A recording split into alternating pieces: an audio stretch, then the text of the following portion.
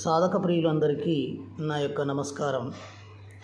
ఇవాళ మీకు అతి పురాతనమైన మారణ ప్రయోగ విద్యని తెలియజేస్తున్నాను. ఈ మంత్రాలు పెట్టడానికి గల కారణం ఏంటి అంటే, ఇది అతి పురాతనమైన శాబరి విద్యలు, తెలుగు శాబరి విద్యలు. ఇందులో ఇంకొకటి, ఏ మంత్రాలు అయినా ఎవరికి ఉపయోగపడతాయో వాళ్ళ యొక్క కర్మఫలాన్ని బట్టి ఉంటాయి. కాబట్టి ఆపత్కాలమందు తన ప్రాణాలకు ఇబ్బంది ఉన్నప్పుడు, శత్రువు బలవంతుడై ఉన్నప్పుడు, తాను బలహీనంగా ఉన్నప్పుడు, ఎటూ తోయని పరిస్థితులలో తన ప్రాణానికి హాని ఉన్నప్పుడు ఈ మంత్ర విద్యలు అనేది ఉపయోగించుకోవచ్చు అని ఈశ్వరుడే స్వయంగా ఈ మంత్రాలను ఇవ్వడం జరిగింది. ఇది గురు పరంపరంగా రావడం అనేది జరుగుతున్నది. ఈ మంత్ర విద్యలు నేను ఇదివరకు ఒకటి పెట్టి ఉన్నాను. దాని ద్వారా కొంతమంది రావడం జరిగింది. నా దగ్గర దీక్ష తీసుకొని సాధనలు చేయడం జరుగుతుంది. ఏమంటే, ఈ మంత్ర విద్యలు ఎవరు పడితే వాళ్ళు ఉపయోగించుకోవడానికి వీలు లేదు. ఎందుకంటే ఆ ప్రయోగాలలో ఏమాత్రం ఇబ్బంది అయినా కానీ తన మరణాన్ని తానే కొని తెచ్చుకోవడం అనేది జరుగుతుంది. కాబట్టి ఈ మంత్రాలని గురువు ద్వారా తీసుకోవాలి, అది నా ద్వారా తీసుకోవాలి అనుకునే వాళ్ళకు మాత్రమే దీని రహస్యాలు అనేది నేను దాచేయడం జరుగుతుంది. మంత్రాన్ని పరిచయం చేస్తున్న మాత్రమే, కానీ దీని విధి విధానం ఎలా చేయాలి అనేది నేను గోప్యంగా ఉంచడం జరుగుతుంది. దీనికి కారణం, పిచ్చోని చేతిలో రాళ్ళు అన్నట్టు ఎవరి చేతిలో వాళ్ళు దీన్ని ఉపయోగించడానికి వీలు లేదు. కాబట్టి ధైర్యం, సాహసం, డబ్బు ఇవన్నీ ఉన్నవాళ్ళు మాత్రమే చేయగలుగుతారు. అలా ఉన్నప్పుడు మాత్రమే ఈ ప్రకాశవంతమవుతాయి. దీన్ని తట్టుకొని నిలబడి కొద్ది రోజులు వాళ్ళు చేసుకోగలుగుతారు. ఇది వెనకటి కాలంలో బాగా ప్రాచుర్యంలో ఉన్న విద్యలు. దీన్ని మీకు తెలియజేస్తున్నాను. ఈ విద్యని నేను గతంలో చెప్పినట్టుగా ఈ మంత్ర విద్యని నేను గురుదీక్ష ఇచ్చి నా ద్వారా స్వీకరించే వాళ్ళకు 50,000 రూపాయలు తీసుకొని నేను ఈ విద్యని దీక్షగా ఇచ్చి విధి విధానాలు అనేది తెలియజేయడం జరుగుతుంది. కాబట్టి సాధక ప్రియులారా, మీరు అన్యదా భావించొద్దు. ఎందుకంటే అతి పురాతనమైన విద్యలన్నీ మరుగునబడిపోతున్నాయి. మరుగునబడి వాటికి పాపం అనుకుంటూ అన్ని విద్యలు మరుగునబడి అవి ఉన్నా కానీ చెప్పడం జరుగుతలేదు.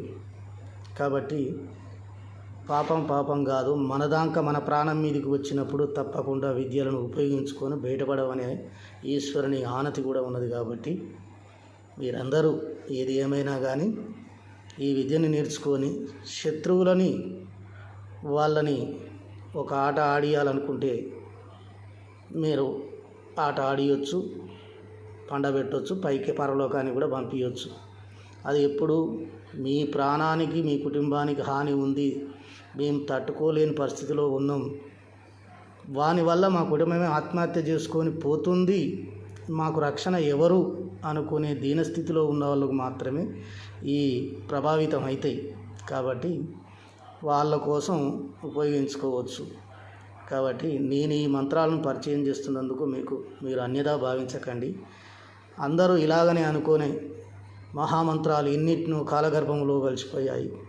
కాబట్టి అలా కాకుండా ఏ విద్య ఎవరికి రుణం ఉంటుందో, కాబట్టి నేను తెలియజేస్తున్నాను. నేను సూటిగా చెప్తున్నాను.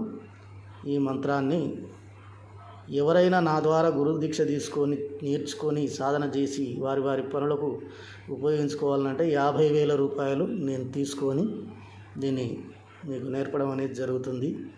మీరు అలా డబ్బు ఉండి ధైర్యం ఉన్నోళ్ళు మాత్రమే నాకు ఫోన్ చేయగలరు. అట్లాగాక ఫోన్ చేసి చాలాసేపు మాట్లాడి తర్వాత నా టైంని, నా సమయాన్ని వృధా చేయవద్దు అని మీ అందరికీ విజ్ఞప్తి చేస్తున్నాను.